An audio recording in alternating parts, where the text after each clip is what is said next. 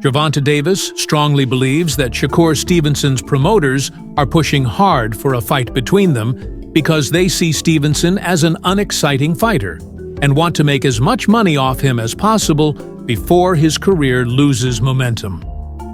According to Davis, since he has publicly mentioned the possibility of retiring in the near future, Shakur's team is feeling pressured to secure a big payday while they still have the chance. Davis implies that their eagerness to set up a high-profile fight with him is a clear sign that they don't have long-term faith in Stevenson's ability to remain a major draw in the boxing world. Rather than building his career steadily with high-quality matchups, they are looking for a shortcut to cash in before his star power fades. Davis also highlights that since moving up to the 135-pound division, Shakur Stevenson has not been tested against truly elite-level opponents.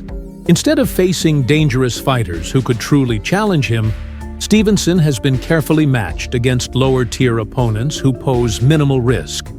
Davis specifically calls out Stevenson's promoter, Eddie Hearn, for orchestrating a calculated strategy to keep Stevenson's undefeated record intact while maximizing financial gains.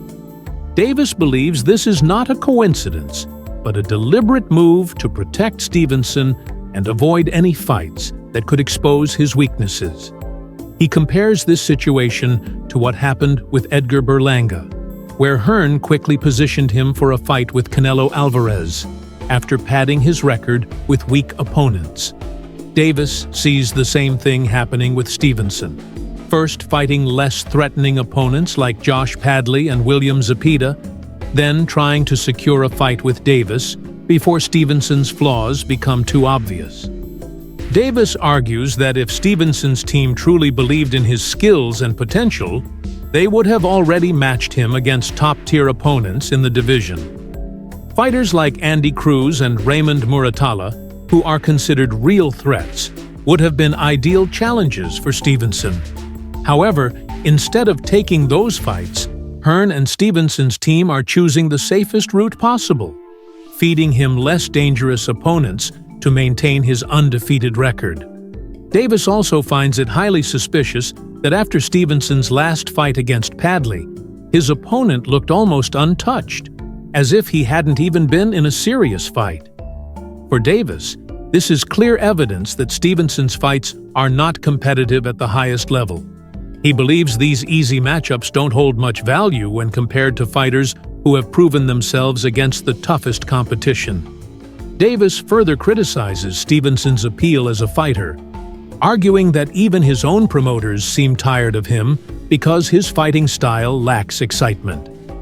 According to Davis, fans aren't eager to watch Stevenson in the ring because his performances don't deliver the kind of action that makes for must-see boxing.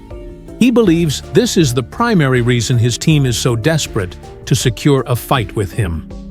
They recognize that Davis is one of the biggest names in boxing right now, and they want to use his popularity to bring attention to Stevenson before it's too late.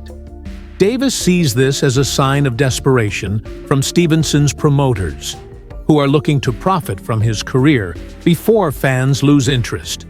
He suggests that if Stevenson were truly an exciting fighter with a strong following, his team wouldn't need to push so aggressively for a fight with Davis.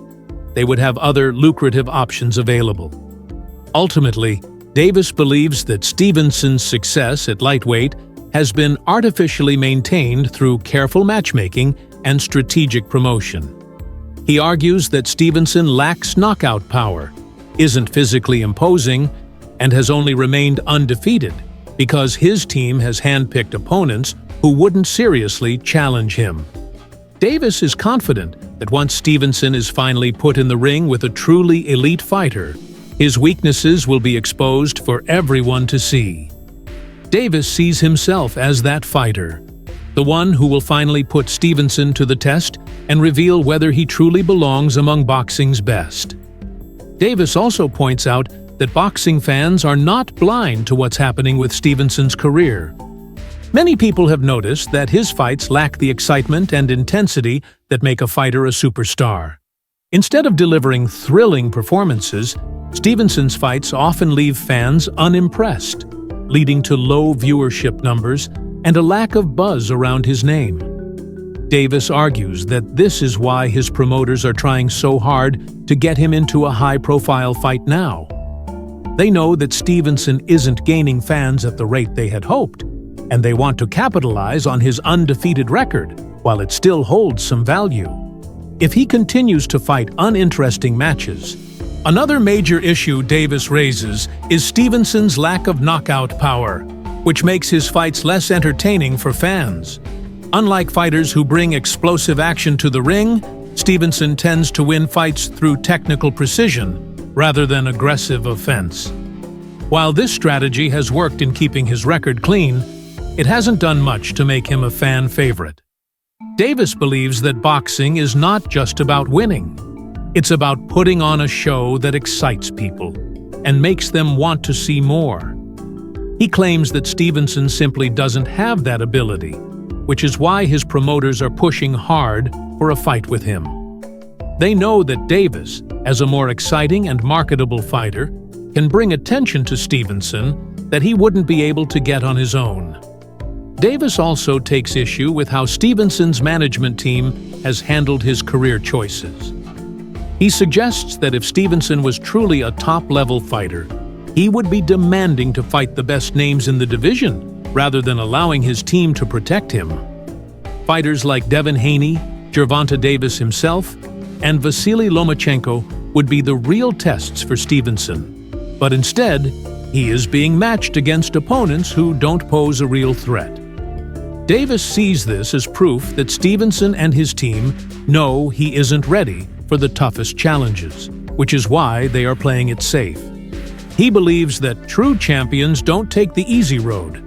They step up and prove themselves against the best, something Stevenson has yet to do. Davis also mentions that when he steps into the ring, he knows he is putting his legacy on the line every time. He believes that fighters should embrace that challenge rather than avoid it. Stevenson, on the other hand, seems content to stay in his comfort zone, taking fights that allow him to cruise to victory without taking real risks. Davis finds this approach disappointing, as it goes against what makes boxing great. He wants to see fighters push themselves, take risks, and create legendary moments that fans will remember. In his eyes, Stevenson is not contributing to the sport in that way, which is why his promoters are in such a hurry to cash in before the public loses interest.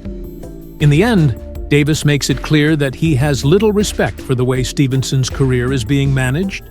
He believes that his team's desperation to secure a fight with him proves that they don't see a long future for Stevenson at the top.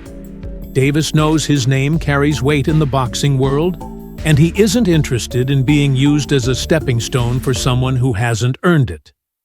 If Stevenson truly wants to prove himself, Davis suggests he should take on real challenges first, fight top contenders, and show the world that he belongs among the best.